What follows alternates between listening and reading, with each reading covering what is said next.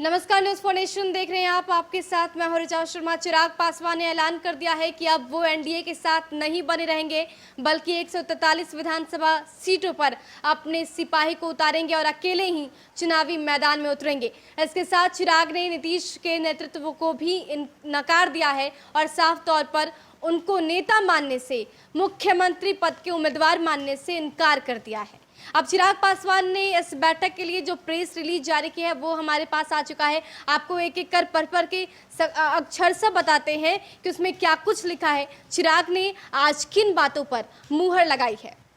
तो press release जो लोक जनशक्ति पार्टी की तरफ से जारी किया गया है उसमें लिखा गया है, लोक जनशक्ति पार्टी केंद्रीय संसदीय बोर्ड की बैठक आज 3 बजे 12 जनपद पर हुई। लोजपा केंद्रीय संसदीय बोर्ड के सभी सदस्य मौजूद थे। लोकसभा सांसद श्री पशुपति कुमार पारस और जनाब चौधरी महबूब अली कैसर की तबीयत ठीक नहीं होने के कारण वीसी के माध्यम से बैठक से जुड़े रहे। बैठक में सर्वप्रथम सभी सदस्यों ने आदरणीय संस्थापक केंद्रीय मंत्री श्री रामविलास पासवान की तबीयत पर चर्चा की और ईश्वर से प्रार्थना की कि जल्द वो स्वस्थ होकर हम सबके बीच आए। सभी साथियों ने राष्ट्रीय अध्यक्ष आदरणीय चिराग पासवान जी को सराहा, जिस प्रकार श्री चिराग पासवान जी ने बेटे का फर्ज निभाते हुए पिता और पार्टी दोनों का साथ मजबूती से दिया।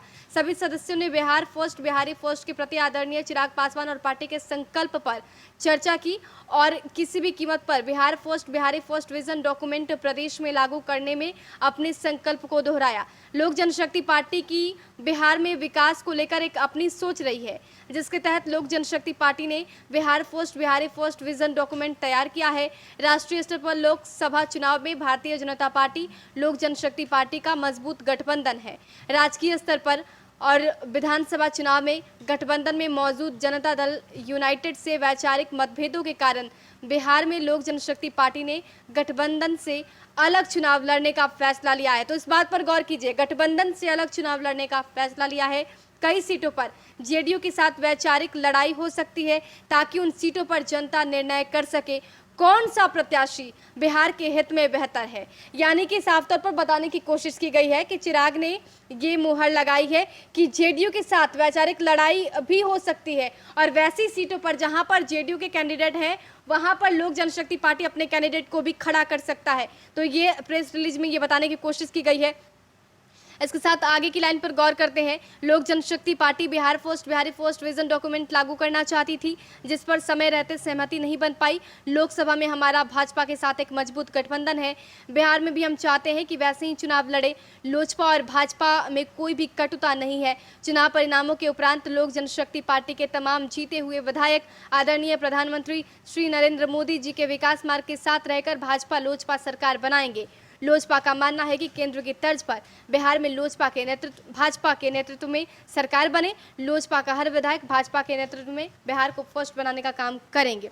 तो साफ तौर पर बताने की कोशिश की गई है कि नीतीश कुमार के नेतृत्व को चिराग पासवान ने इनकार कर दिया है और उनका कहना है कि अगर लोजपा के कैंडिडेट जो उतरेंगे जीतते हैं तो भाजपा को समर्थन लोजपा देगी। यानी कि बिहार में अगर लोजपा जीतती है, ज़्यादा से ज़्यादा सीटों पर कामयाब हो पाती है, तब भाजपा को समर्थन दिया जाएगा और भाजपा और लोजपा की सरकार बनेगी और गठबंधन से चिराग पासवान आउट हो चुके हैं। तो आपने अभी तक हमने आपको प्रेस रिलीज दिखाने की कोशिश की, ये बताने की कोशिश की कि आज चिराग पासवान ने क्या अहम फैसले लिए हैं। सबसे बड़ा फैसला कि अब चिराग पासवान गठबंधन के साथ नहीं बने रहेंगे। दूसरा फैसला कि चिराग पासवान नीतीश कुमार को मुख्यमंत्री पद का उम्मीदवार नहीं मानते हैं। तीसरा फैसला, अगर चिराग पासवान चुनाव में कामयाब होते हैं, वो जिस कैंडिडेट को उतारते हैं, अगर उनकी जीत होती है तो लोजपा भाजपा को समर्थन देगी। और चौथा जो फैसला है कि बिहार में अगर सरकार बनेगी तो लोजपा और भाजपा की सरकार बनेगी और जो चिराग पासवान का विजन है वो भाजपा के विजन के साथ मिलकर आगे बढ़ाएंगे। यानी कि साफ तौर पर चिराग पासवान का कहना है कि अब नीतीश के नेतृत्व में और भी देरी नहीं, उनके नेतृत्व को साफ तौर पर इनकार कर दिया और ये कह दिया कि अकेले ही 143 सीटों पर उम्मीदवार उतारेंगे, नीतीश कुमार को कठोर चुनौती देंगे। फिलहाल के लिए इतना ही। बने रहे हमारे साथ और देखते रहे न्यूज फॉर नेशन। नमस्कार।